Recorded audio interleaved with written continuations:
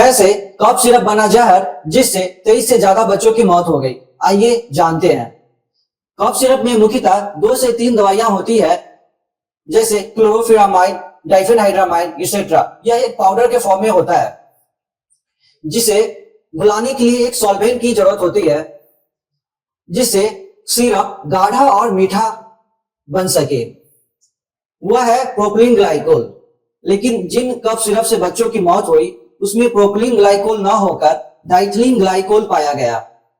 Diethylene glycol एक industrial solvent है जिसका यूज फैक्ट्रियों में पेंट बनाने, गाड़ियों के ब्रेक ऑयल बनाने में किया जाता है।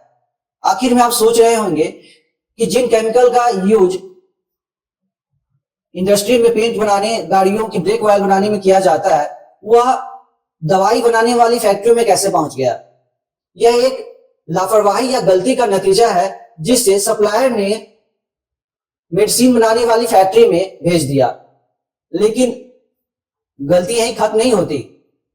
मेडिसिन बनाने वाली कंपनी को रॉ मटेरियल को लैब में भेजकर चेक करवाना चाहिए था कि जो रॉ मटेरियल मंगाया गया था क्या वह सही है या नहीं।